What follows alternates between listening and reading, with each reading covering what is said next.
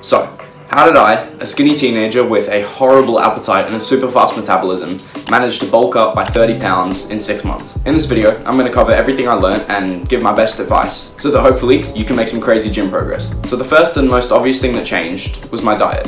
I actually made it the priority.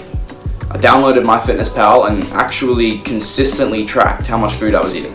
I actually deliberately overestimated my daily calorie goal. I aimed for between 3,100 and 3,500 calories a day. I knew if I'd eaten that, then I was doing really well. And if I'd eaten less than 3,000, then I just wasn't making any progress, and that was like a bad day. That just made it psychologically easier, and also having like a bigger target meant that I'd kind of put more effort and intention into that. And also, if I did have like a day where I hit that like 3,500 calorie mark, that felt awesome. And also it meant that hitting the 3,000 calories felt easy after that. Like, you know what I mean? It kind of put it in perspective a bit and gave me like a reference point. Now, important detail, I didn't get obsessive with it. I didn't meticulously track every gram of food. Like, actually deliberately overestimating that calorie goal really helped.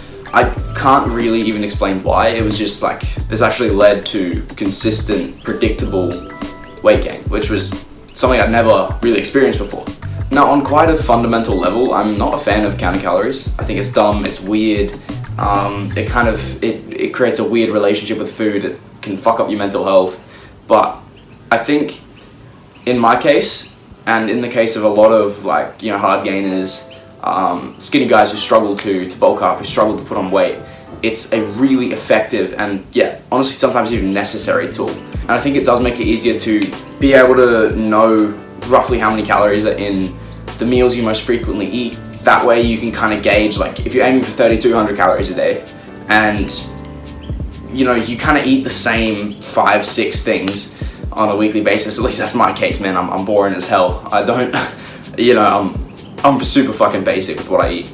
But if you know that in a day you have an 800 calorie meal, an 800 calorie meal, a 600 calorie meal, and then a 1,000 calorie meal, and that adds up to, if I can count, which I'm not super confident that I can, but if my calculations are in fact correct, that's 3,200 calories. So you can track them that way. Like, that way you're not having to meticulously plug in everything you're eating. I think that's massively helpful. I kind of did a hybrid between really tracking things properly and also doing that method of knowing how much is in each meal and then just adding it up in your head. But I think it's really important that if you are trying to add it up in your head and you're just not seeing the scale go up, you're not putting on the strength of muscle the size that you want, it's probably worth really dialing it in and tracking everything. But at the end of the day, if you're someone who can bulk up without having to track at all, that's the best place to be. Tracking isn't the worst thing ever, but I think it does kind of suck, and there are a lot of negatives to it. So just kind of keep that in mind and weigh that up for yourself. As I said, I don't have a big appetite at all, so calorie dense foods and like liquid calories, like smoothies, shakes and stuff, were absolute game changers. They were massive. Liquid calories are great because it's super easy to get in a lot of nutrients and calories even when you're not feeling that hungry. Like one shake can pretty easily have like 1,000 calories in it, and it's super easy to eat, consume.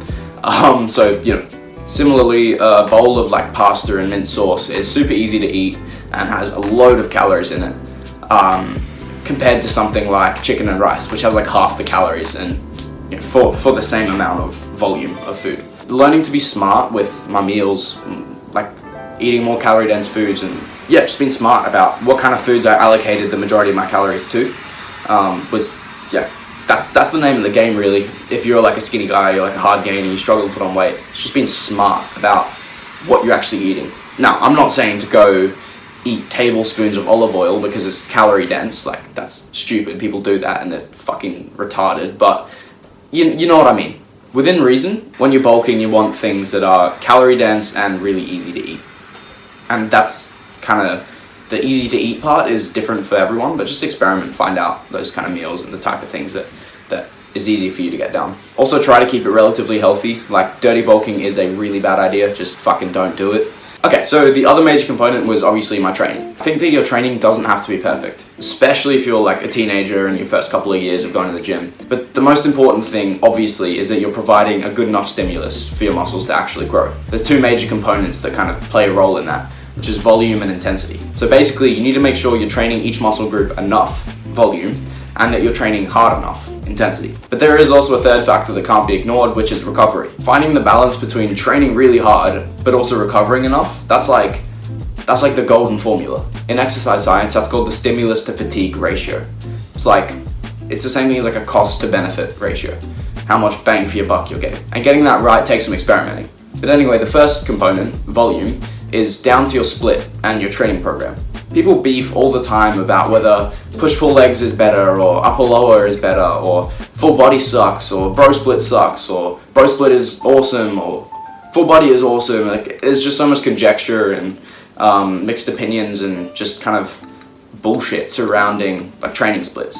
And I think at the end of the day, the best split is the one that allows you to train with enough volume and intensity to actually grow, and that allows you to recover and rest enough to perform. And also, super importantly, you have to enjoy it. And it has to be compatible with your schedule and routine so that you actually stick to it.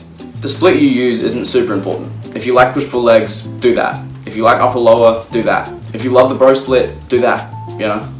Do what works for you. What's important is that each muscle group gets 10 to 20 hard sets per week. Sets that challenge you. You know, your workouts should be difficult, so train to failure, or at least pretty close to it. Don't ever leave more than like 2 reps in the tank. So we've covered volume and intensity. Recovery is the last component, and it's super easy. Just sleep 8 to 10 hours a night. That's super important. High quality sleep, right? That's the biggest thing in terms of recovery. Just sleep 8 to 10 hours a night. Make sure you are not training a muscle while it's still sore. Like, wait for a muscle to be fully recovered before you train it again.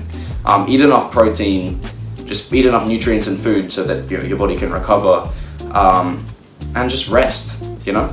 And yeah, do an occasional deload week when you feel like you aren't progressing anymore or that, you're overly fatigued. And that would look like cutting your volume in half and dropping the intensity for like a week and then getting back to it. If you don't lift weights and eat food, you're just not gonna grow. So finally committing to an actual bulk and prioritizing my diet and my fitness goals was what led to the growth. But you can't ignore what's going on up here, your mindset. Biggest thing here, and something I struggle with a lot, is being patient. You aren't gonna look like Arnold after a few weeks. It takes time. Also, be realistic about your genetics. Don't ever use them as an excuse, but if you got kind of average, maybe even shitty genetics, just work with what you have.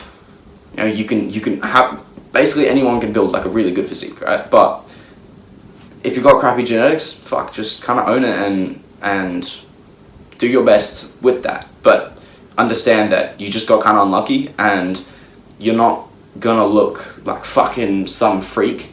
Like, you're not gonna be C-bum. I think I've got average to like pretty decent genetics, somewhere in that range. I'm like, okay, so I'm never gonna look like fucking Alex Eubank, sure, but I can build the best version of my physique.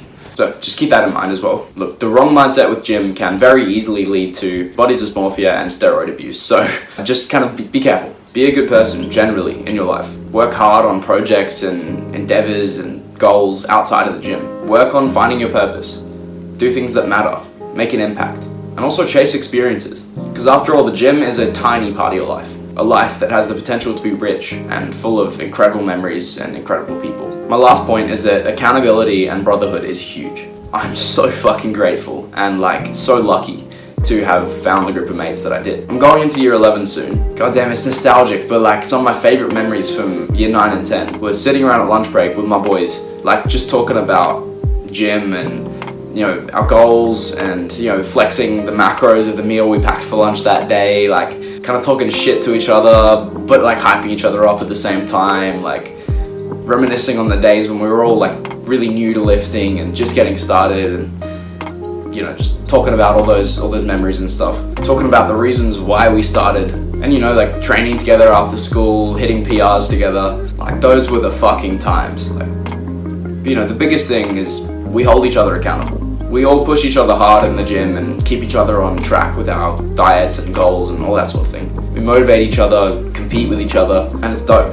So find some people you can train with and kind of have that kind of dynamic with. And if for whatever reason that isn't possible, or you don't have people like that around you, just find something that keeps you accountable. Find some way of keeping yourself locked in. I'd also say within fitness, have clear goals and a clear timeline, which really helps. But most of all, enjoy the journey, bro. Invest in the process. Don't take your current position for granted.